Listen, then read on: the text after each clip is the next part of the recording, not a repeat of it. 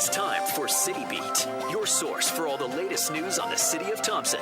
Only on 102.9 CHTM, your radio station. Good morning and welcome to City Beat. My guest this morning is Mayor Dennis Fenske. Welcome. Good morning. So it was quite the exciting meeting at City Council on Monday evening. It started things off. There was a resolution that passed for the 2018 Power Smart Manitoba Winter Games.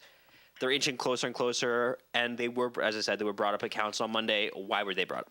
Yeah, this is just a process in regards to the agreements that have to be signed between the entities involved, which include the host society, the City of Thompson, and Manitoba Games Council from the province of Manitoba. And so, again, it's just a formality. It covers off the legalese of the agreements as we move forward. And I just want to give a big shout out to Mary Kissick and Senator Ross Hitch as the co-chairs of the Manitoba Games host society and all of the volunteers so far to date, and there'll be many more coming on board, but they're doing an excellent job in getting prepared. Things are moving fast in the background, but I'm quite confident that as we move through the next number of months that we'll be prepared and ready to go for March of 2018. Something else that was brought up and passed was the city contributing $316.92 to the Federation of Canadian Municipalities Legal Defense Fund. Well, what is that for? Yeah, basically we are a member as a municipality of the Canadian Federation of Canadian Municipalities, and they lobby on our behalf. The biggest example most recently is their lobby with the federal government to get a good share of the gas tax revenue provided directly to the municipalities through grant processes. And so they are our lobby group, and in some cases they require legal expertise or legal defense in regards to some of the issues that they're taking to the federal government. So it's a pretty inexpensive contribution to a great organization. Has the city ever directly benefited from contributing money to the fund? Well, we all, as municipalities across Canada, are affected directly by the lobby effort of the Federation of Canadian Municipalities. And as I mentioned, the movement on the federal government in regards to the gas tax share is a good example of that. So we've benefited in many ways from being members of Federation of Canadian Municipalities. Now, the new Bylaw Enforcement Act enabling bylaw seems to be a bit closer to reality now here in Thompson, as the resolution to approve the hiring of a screening officer, the contract was. Yes. Still a big mouthful to say, so I think we need to come up with an abbreviation for that. But it's been a while now since the bylaw was talked about. Could you maybe give the public a little bit of a refresher on the new process that will be in place for traffic tickets? Sure. So this is a provincial initiative, just basically to lighten up the load in the courts. There was a lot of backlogs, specifically in parking tickets and people who wanted to dispute the parking ticket. And so this process is now taking it outside of the courts, taking it to the municipal level, and the obligation of the city to hire on contract a screening officer, which will review the applicant's position and either grant or not grant. But it basically takes it out of the court system so that the more pressing court issues can be dealt with, and that's the initiative that's been brought forward. One of the exciting announcements from council on Monday is that the city is going to be getting a new website. Yes. Other than being the most budget-friendly bid, why was AllNet the right choice? Well, basically, we have an experience with AllNet. They provide all of our support in regards to council and agendas and minutes and things like that. They are in Manitoba with many municipalities, so they're a known commodity.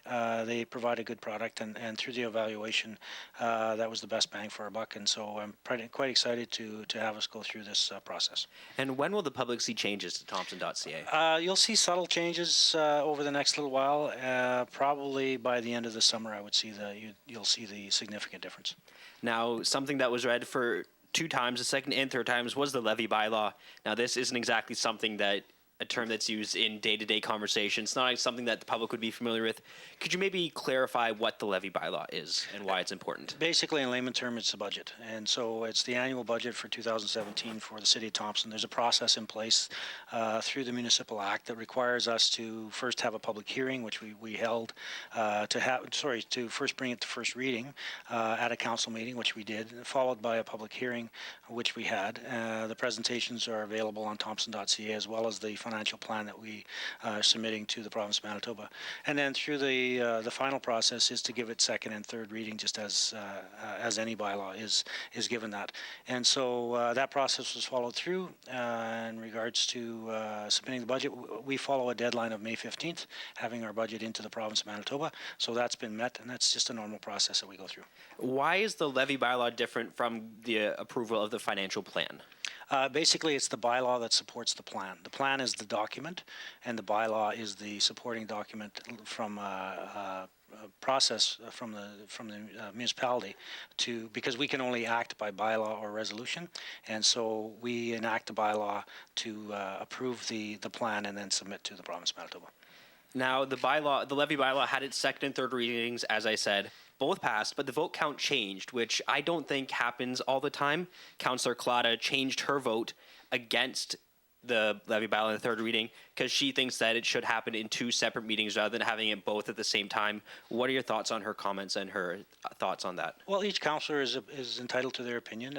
Normally, bylaws take 3 readings to pass, and the rules in our organizational bylaw is that, and the municipal act is that the bylaw has to receive first reading, and if there are no significant issues with the bylaw, if there's no significant opposition to the bylaw, then second and third reading can be given. It's at the discretion of council.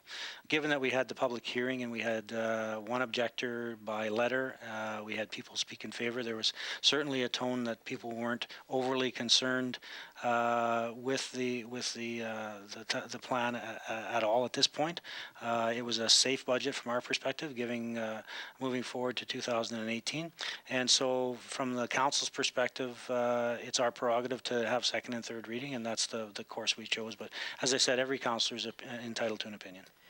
You made 2 mayoral proclamations at the end of council. We'll talk a bit about the National Day of Mourning later, but you made another one. It's Mental Health Week here in Thompson next week. Why is this so important that deserves a mayoral proclamation? Well, I think it's one of the things, and this year it's really seen a lot of significance nationally and internationally in regards to mental health.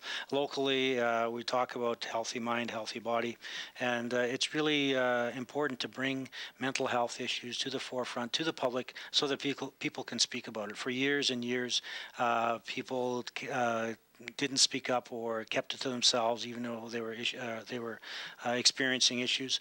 And so this is another initiative that brings mental health issues to the forefront, puts it out in public, gets people talking about it, and hopefully people can be helped with their own situations or seek help. One of the 2 hot button issues at council on Monday was, as it has been for the past few months, the Grant and Lieu Committee. Councillor Colleen Smook was selected as your replacement for the committee. Are you happy with that selection, and do you think the team is strong moving forward? I know secretly we're all a little disappointed that Paul from Shaw wasn't selected, as he was in second place on that Facebook poll on Thompson Talk. Yeah, I have every confidence in the committee, Councillor Smook, Councillor Byer, and Deputy Mayor Valentino in moving the process forward with Valet. They will keep the general public up to date as the developments move forward, but as I said, I have every confidence in the committee in doing their work. Now, the very first thing discussed at Council Monday was potholes, a topic brought up in general inquiries. The roads are pretty bad out there right now. How many crews are working to fix the potholes for those who weren't at Council? We have 2 crews working. In fact, they'll be working through the weekend as well. As people can attest to, we've been talking about this topic probably for the last 3 weeks, ever since the last big snowfall. It's an ongoing issue, and I want to repeat and repeat and repeat. Please drive to the conditions of the road. We are trying to fix as many as we can. We're hampered with the ground being saturated, so moisture is coming out of the ground. We have a lot of snow on top of the ground, so that's melting and adding to the moisture issue. And so we have marked some of the extreme areas. We have actually closed sections of road down at time where they've failed.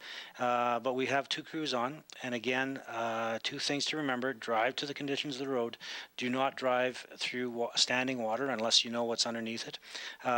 Please do not splash pedestrians that are walking close to the road, and give yourself lots of space between vehicles, because some people may not be paying attention or get distracted and realize there's a pothole in front of them and slam on the brakes. So give yourself lots of braking opportunities to avoid any issues from that, and basically drive to the conditions of the road. Slow down. And is there anything the general public can do about the potholes if they find one? Actually, we have the hotline. You can phone in to Public Works at 204-677-7970. I think we're pretty much aware where most of them are, but if there's one that you've seen that hasn't been looked at and you think it's been missed, please call in. Now, the Relay for Life is on Saturday at the VRCC. It's the 15th year this has been happening in Thompson. Why is that so important? Well, I mean, it's all about cancer research, and quite proud of the community and the organizers. We continually top the amount of money that's fundraised and donated for this cause, not only in our community, but in Manitoba, in some cases across Canada. Per capita, we raise the largest amount of money. So extremely proud of the volunteers that organize it. It's a very worthwhile cause, and again, located at the VRCC in the CA Nesbitt Arena. So come down Saturday afternoon and evening to support everyone. Now, tomorrow is the National Day of Mourning. What exactly is that? Basically, it has Thompson origins, and I believe that former MP Rod Murphy brought forward legislation to recognize nationally a National Day of Mourning, and this recognizes people who have lost their lives in the workplace, and it's a very significant event.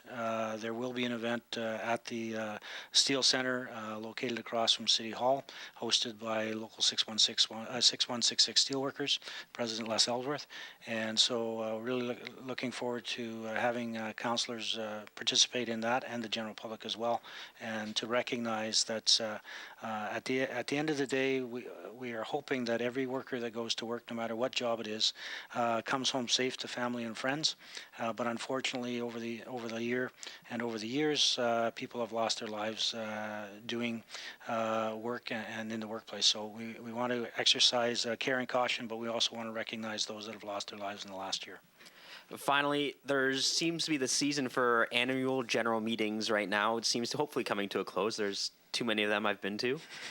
There's one for the Thompson Recycling Center tonight. Mm-hmm. Yes, so the Thompson Recycling Group is our organization that coordinates and facilitates the recycling program in the city of Thompson. I would encourage everyone, we've just celebrated Earth Day last week, and so I would encourage everyone to come out to the AGM. It's a group of volunteers that are very dedicated to the community and the recycle program, and from that perspective, you're right, there's a lot of AGMs. We kind of are a two-season year, so we shut down for the summer, so everybody's trying to get their AGMs before school breaks. Well, that's all the time we have for this edition of City Beat. Thanks again to my guest, Mayor Dennis Fenske. Thank you. If you have any questions you'd like answered next week, email them in advance to CHTMnews@arcticradio.ca. For 1029 CHTM, I'm Stuart Walter. City Beat.